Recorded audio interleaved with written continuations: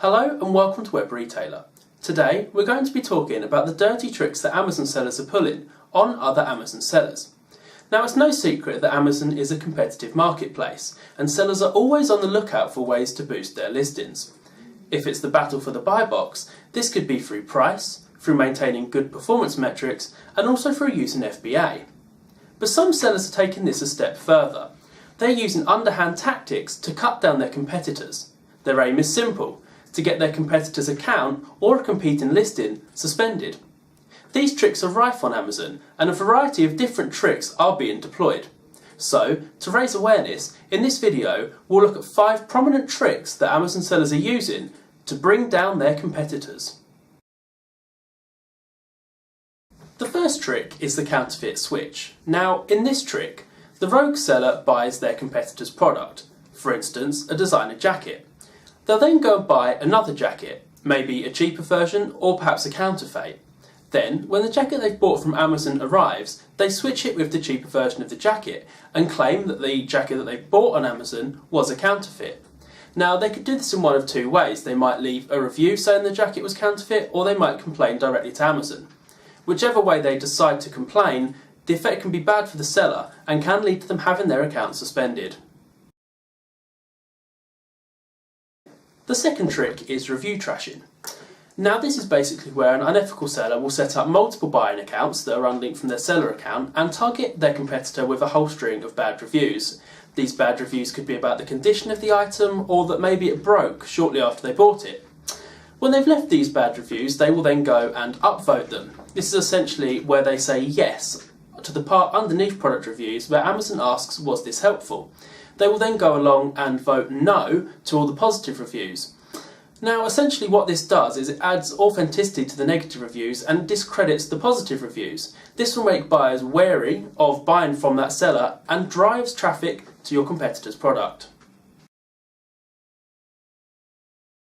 Now on to bogus safety claims. Now, this is where an unethical seller will buy a competitor's product and leave reviews saying that the product has safety defects. For instance, if it's an electrical item, they might say that the item burst into flames or that it was dangerous or hazardous.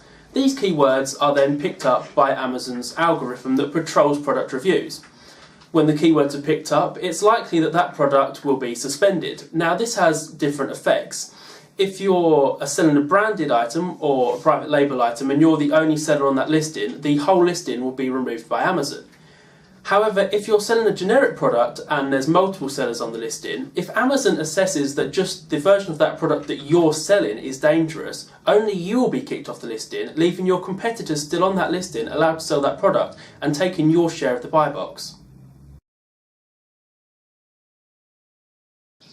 Trick number 4 is the false infringement claim. Now, this is where one of your competitors pretends to be a brand owner. They'll target one of your products and report it using Amazon's infringement claim form, saying that it violates their rights. Now, Amazon will act immediately on claims like this and they'll suspend your ASIN until they hear from the supposed brand owner authorising you to sell that product. Now, they'll provide you with the email address of the person who's made the complaint and they'll tell you to contact them. Now, the problem is that Amazon doesn't require people making claims via infringement forms to have seller accounts. They simply need to have an email address. So, all the unethical seller has to do is create a new email address, find one of your products, possibly one of your best sellers, submit a claim, and that ASIN will be suspended immediately. Now, Amazon will not reinstate it, as I've already said, until they hear from the supposed brand owner. In this case, you have very little choice but to email the address you've been given. But the problem is you're unlikely to get a response. But this is your competitor's aim. They essentially don't want to reply to you because the more time you waste emailing them and believing that they are the brand owner, the longer your ASIN is down for and the more profit they can make from you not selling on that listing.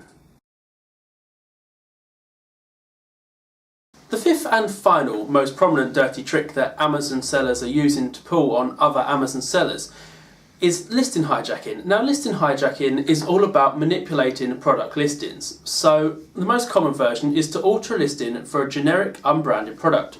So say my product is a pink cup.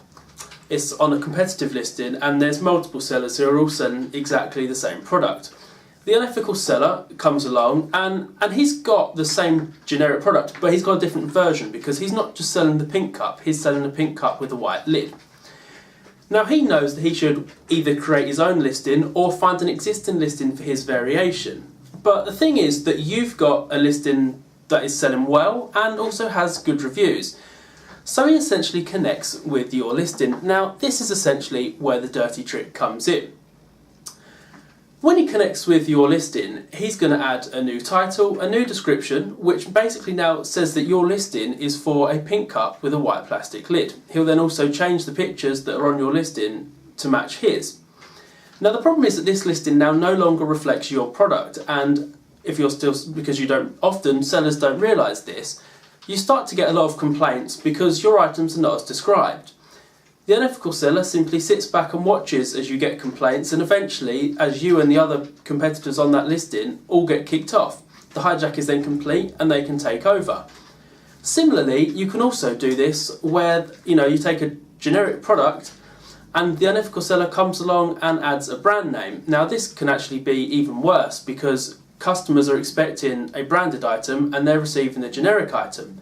This means that you're going to be getting a lot of counterfeit and not as described claims, and this can lead to your account actually being suspended. Well, that's all for this video.